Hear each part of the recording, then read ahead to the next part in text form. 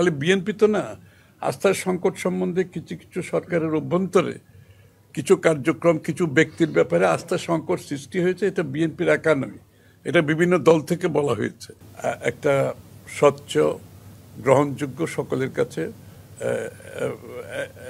একটি নির্বাচন যেটার প্রতীক্ষায় বাংলাদেশের জনগণ আছে। তাইলে কেয়ারটেকার সরকার আদলে হলে কেয়ারটেকার সরকার তো বলাই আছে কিভাবে কেয়ারটেকার সরকার ফাংশন করে, যেহেতু বলা আছে সবকিছু, সেই দিকে যদি সেটাকে মাথায় রেখে সেটার আদলে নির্বাচনটা করতে গেলে এটা একটা স্বচ্ছ, গ্রহণযোগ্য, সকলের কাছে একটি নির্বাচন যেটার প্রতীক্ষায় বাংলাদেশের জনগণ আছে। এটা নিয়ে দীর্ঘ আলোচনা হয়েছে। কমনওয়েলথের অবজারভার পাঠানোর ব্যাপারে আলাপ হয়েছে, তারা অবজারভার পাঠাবে নির্বাচনে, অবজারভার পাঠানোর সিদ্ধান্ত নিয়েছে।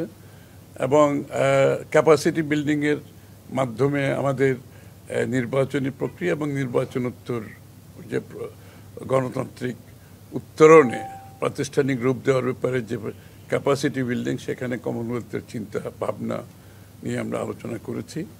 আর কিছু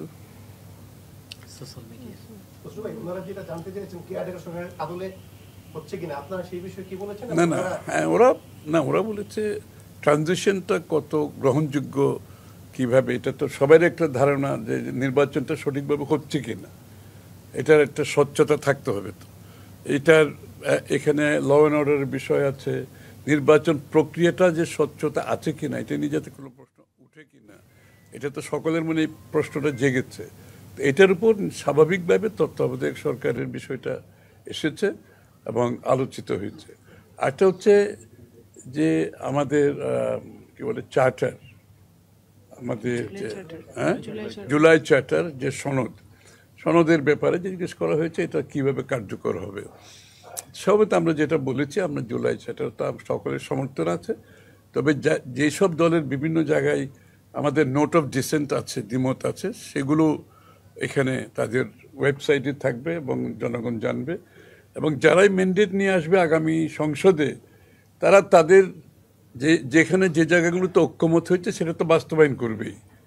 আর তার বাইরে যেখানে নোট অফ ডিসেন্ট আছে, সেটা যে দল ক্ষমতায় আসবে তারা তাদের মতো করে এটা বাস্তবায়ন করবে। নির্বাচনকালীন সময়ে আইন শৃঙ্খলার ব্যাপারে আলোচনা হয়েছে এবং সেটা একটা বিষয় তারা চাচ্ছে। এবং সার্বিকভাবে নির্বাচন কমিশনের ভূমিকাটা নিয়েও আলোচনা হয়েছে, যে আমরা বলেছি নির্বাচন কমিশন অ্যাকচুয়ালি নির্বাচনের সময় নির্বাচন সংশ্লিষ্ট যত বিষয় থাকে, নির্বাচন কমিশনের বাইরে কোনো সিদ্ধান্ত হওয়ার কোনো সুযোগ নাই। এবং সেটা আবারও ওই যে কেয়ারটেকার গভর্নমেন্টের আদলে যদি হতে যায়, যেটা ডে টু ডে কাজগুলো করবে সরকার, এবং নির্বাচন কমিশনের প্রস্তুত পক্ষে তাদের নির্বাচনের সাথে সংশ্লিষ্ট যত সিদ্ধান্ত হবে সবগুলো নির্বাচন কমিশনের আওতার মধ্যে থাকতে হবে। তাদের মতামতের পরিপ্রেক্ষিতে হবে, তাদের সিদ্ধান্তের পরিপ্রেক্ষিতে হবে।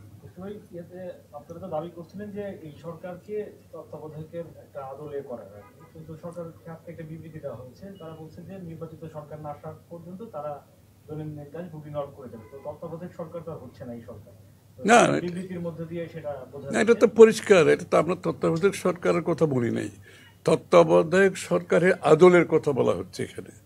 যে তত্ত্বাবধায়ক সরকার কি জন্য হয়েছিল এটা তো বুঝতে হবে।